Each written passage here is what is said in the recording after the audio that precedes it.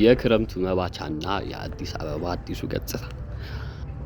ሰላም ጤና ይስጥልኝ ውድ የቻናላችን ቤተሰቦች፣ ዛሬ የምናደርገው የጉዞ አውደ ርዕይ ልዩና ታሪካዊ ወደ ሆኑ የአዲስ አበባ እምብርት ይወስደናል። ከፒያሳ ወደ 4 ኪሎ በሚወስደው መንገድ ላይ በቅርቡ በአስደናቂ ሁኔታ የታደሰውና አዲስ መልክ የያዘው የራስ መኮንን ድልድይ በስሩ የተሰራውን ውብ የውሃ መገደቢያ ግድብ አብረን እንጎበኛለን። የሰኔ ወር መባቻ ላይ እንገኛለን። ክረምቱ በይፋ መግባቱን ተከትሎ የአዲስ አበባ ሰማይ በዳመና አጊጧል። አየሩም ቀዝቀዝ ብሏል።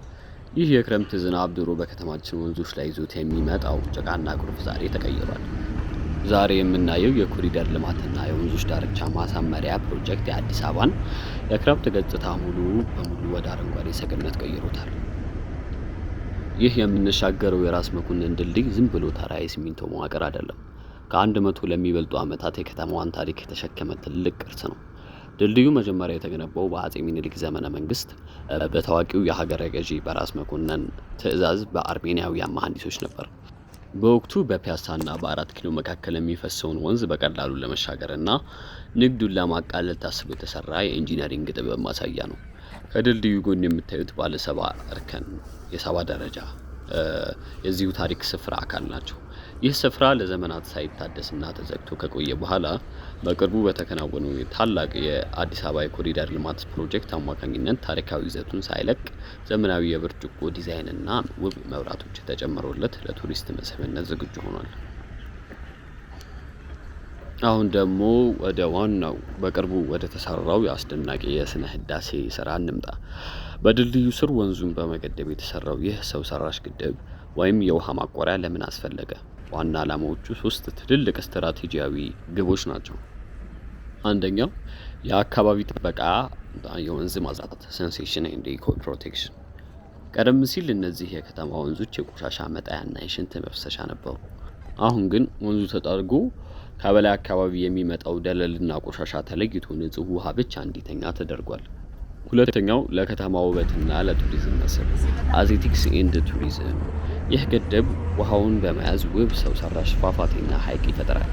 ይህ ደግሞ በከተማዋ እምብርት ላይ ለሚሸራሸሩ እግረኞች፣ ለቤተሰብ መዝናኛና ለዎኪንግ ቱር ወዳጆች አስደናቂ እይታን ይፈጥራል።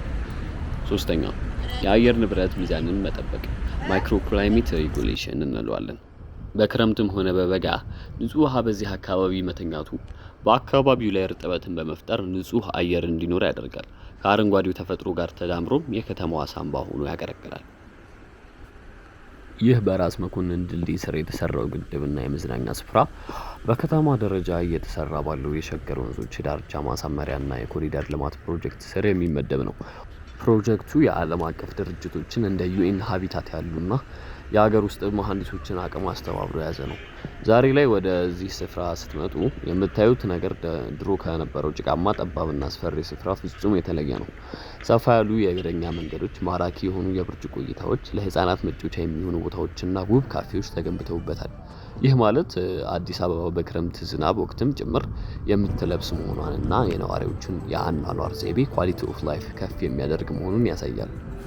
ውድ ተመልካቾቻችን፣ የራስ መኮንን ድልድይና ይህ አዲሱ ግድብ በአዲሲቷ አዲስ አበባ ላይ ካለፉት በርካታ የኮሪደር ልማት እጹብ ድንቅ ስራዎች መካከል አንዱ ነው። ክረምቱ ሲገባ የምታዩት የውሃ ሙላትና የአካባቢው አረንጓዴነት ስፍራውን ይበልጥ ማራኪ ያደርገዋል። በዚህ ድልድይ ስር የተሰሩ ሌሎች ድብቅ መዝናኛዎች፣ ውብ ካፌዎችና ማራኪ የሆኑ የብርጭቆ እይታዎችን በሰፊ የምንመለከት ይሆናል። እስከ ቪዲዮ መጨረሻ ድረስ ከኛ ጋር ይቆዩ። ወደ ቪዲዮ